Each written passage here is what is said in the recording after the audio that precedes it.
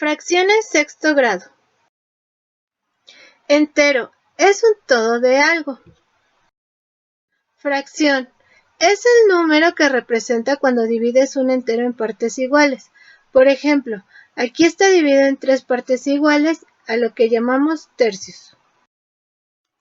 Fracción. La fracción está conformada por 2 números, el numerador y el denominador. El numerador son las partes del entero pintadas. Aquí podemos ver las de color verde, que son 2. Entonces vamos a poner el 2. Aquí lo vemos. El denominador es el número en el que está dividido el entero. ¿En cuántas partes está dividido? En 3. Tipos de fracciones. Las propias, que son cuando el numerador es más chico que el denominador. Las impropias, cuando el numerador es mayor que el denominador. Y las mixtas, cuando hay enteros y una fracción propia.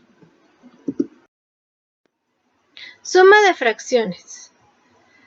Cuando sumas fracciones con el mismo denominador, se realiza de la siguiente manera.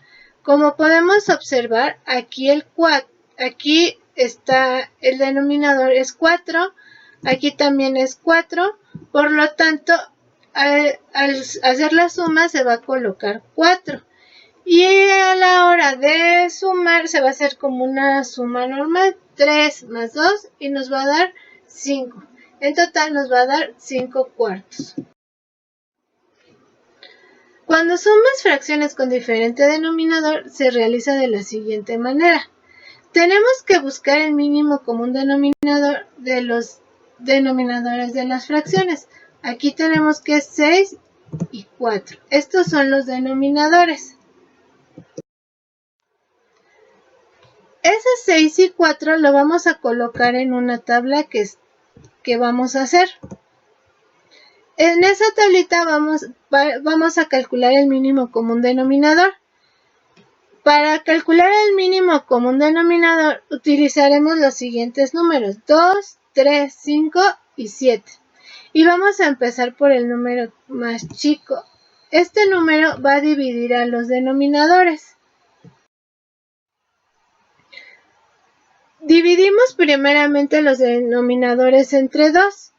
Por ejemplo, aquí tenemos el 6 y el 4. 6 entre 2 nos va a dar 3. 4 entre 2 nos va a dar 2. Entonces, esto lo vamos a ir haciendo hasta que nos quede 1 o ya no se pueda dividir entre 2.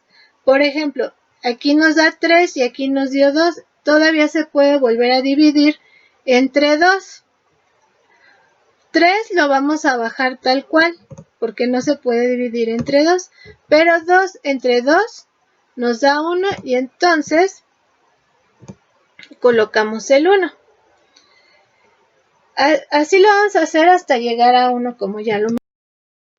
Posteriormente, como ya no podemos dividir entre 2, vamos a utilizar el siguiente número que les mencioné, que sería el 3.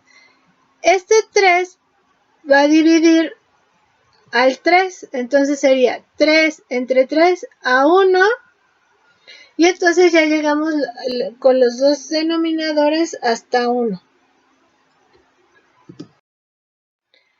Ya que llegamos a 1 y no se pueden dividir entre más números, estos números que nos dieron como resultado o que utilizamos para dividir, los vamos a multiplicar entre sí. Sería 2 por 2 por 3. Como pueden ver, son los mismos números que están aquí. Entonces, 2 por 2 nos da 4, por 3 nos da 12.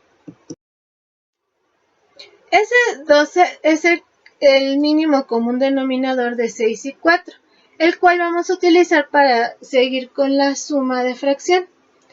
Este 12 lo vamos a dividir entre el primer denominador, que es 6. 12 entre 6 nos da 2, y ese 2 lo vamos a multiplicar por 2 y nos va a dar 4. Ahora vamos a hacer lo mismo con el segundo denominador, que es 4. 12 entre 4 nos da 3 y ese 3 lo vamos a multiplicar por el numerador, que es 3, y nos da 9. Y así ya vamos a realizar. 4 más 9 nos da 13 y el mínimo común denominador se pasa tal cual, que sería 12.